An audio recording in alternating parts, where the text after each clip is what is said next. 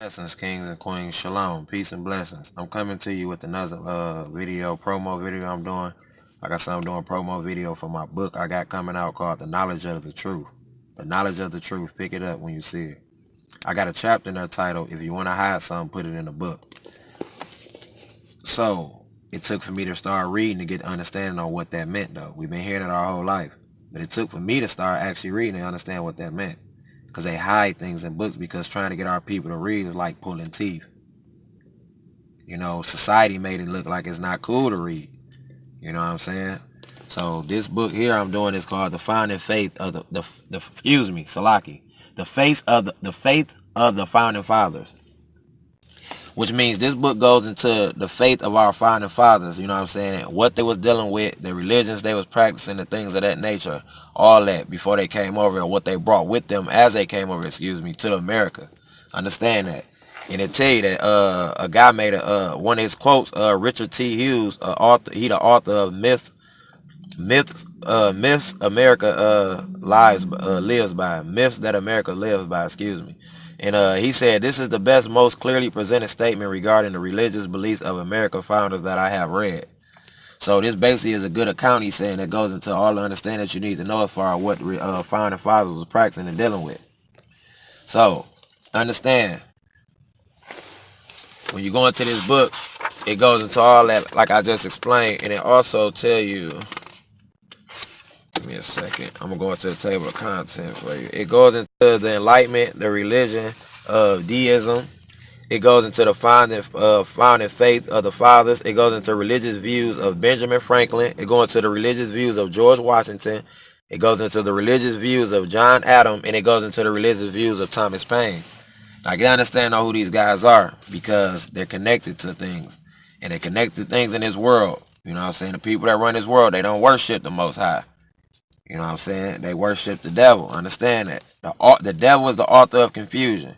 So they never come tell you about this book because they know it's understanding in here that'll wake you up. That can unlock you from your mental prison. Which are what?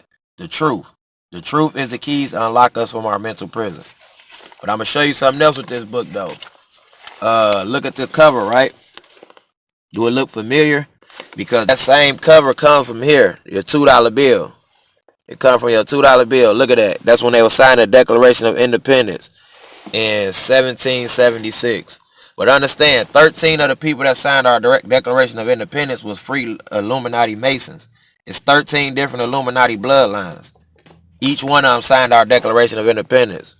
And that's the same picture you get on this book here. So I'm going to put this back on the screen for you to read it. And I also want to show you something here real quick. It's a picture of a synagogue. Get understanding on what the synagogues are. I'm going to put that on the screen for you to get it. The synagogues of Satan, I'm going to just tell you a scripture that's connected to that that's very important that we should know. Revelations 2:9 and 3:9 tell you, I know the blasphemy of those who say they are Jews, although they are not, but they the synagogues of Satan.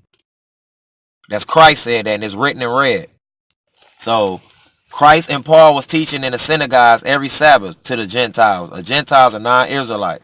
So they was teaching them in the synagogues every Saturday, and that's another reason how you know the Sabbath still stands. Don't never let nobody tell you don't. So understand why we don't know who we are and what's going on with religion, because think about it. America was the last place to be created. So it wasn't always here, meaning that we came over here to a land that we knew not and disconnected from our heritage and don't know who we are. So we didn't know who the true God was. You see what I'm saying? We wasn't following the true God coming over here. We lost our identity and who God was, you know what I'm saying, coming over here doing slavery. But we didn't even know who Christ or God was, you know what I'm saying, understand. We didn't know the true God until Moses revealed it to us. So understand that as well. Now understand, religion is just a Greek word. It's just a Greek word that comes from religio. That means restraint, hold back, and divide. That's all religion means. Religion shows us how to separate ourselves from our God. Understand that. So that's why we don't know that it's not right to follow religion. We're supposed to follow Christ and the Most High. Let religion go. These founding fathers, they brought that over here. But they totally go against the Bibles of the fathers of the Bible. Abraham, Isaac, and Jacob. You know what I'm saying? Those are the fathers we supposed to be following. Our founding fathers of the Bible. Not these guys. I'm going to give it to you, all a little rundown on it. So, understand the faith of the founding fathers.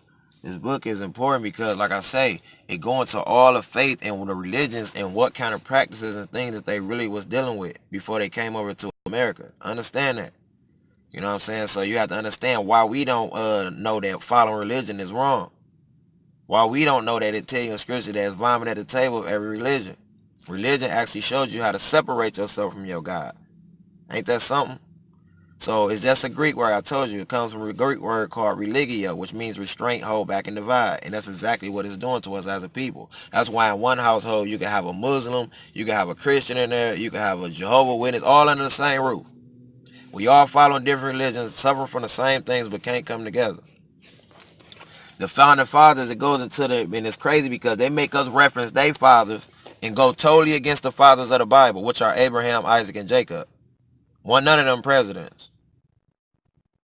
So that's our lineage. That's who we connected to. That's who the fathers we supposed to be following. You know what I'm saying? Christ. You know what I'm saying? So they want us to follow their religions and things like that of that nature. Like I said, going to all the understanding on how they did and how they brought, what they was following and practicing and what they was doing during this time before they brought religion over. So you got to understand it's like this. Before America was here, you know, America wasn't always here. That's why I'd also tell you in scripture in Jeremiah 17:4-5, we will come over to a land we knew not and disconnect from our heritage and not know who we are. That's why we don't know, because we came over into this world, you know what I'm saying, and they already had their religion and things that they was practicing and following over in Rome and Europe and the Western world and all that. That's like you couldn't go over there and try to sell somebody on who Christ is or who the true God is when they was already following who they thought God was, like Jehovah's Witnesses, you know what I'm saying, following Buddha. Muslims following Mecca, you know what I'm saying, the rock Allah. So people was already following their gods, but the reason they was able to do that here in America because we didn't know who we were when we came here. We wasn't connected to no God. We didn't know who the true God was. Israel didn't even know who the true God was till Moses revealed it to him. They tell you that in Exodus. We didn't have no knowledge of who the Most High God was until Moses revealed his name to him. Until he gave us the commandments. And it's a reason for that. That's why I say they didn't die. That's why these fathers, they hate Christ. They hate the Most High because he didn't die for them. Christ died for us. That's why he gave his name to us. That's why they blasphemed his name, because they tell you in scripture that they blasphemed his name because they was going to lie on his name. What is blasphemy? It's lies. They was going to lie on his name because it's power in his name. That's why we give their gods power when we reference their gods and call on their gods. Remember, God just means power. That's it. You got to figure out what God you praying to. I'm praying to the great I am that I am.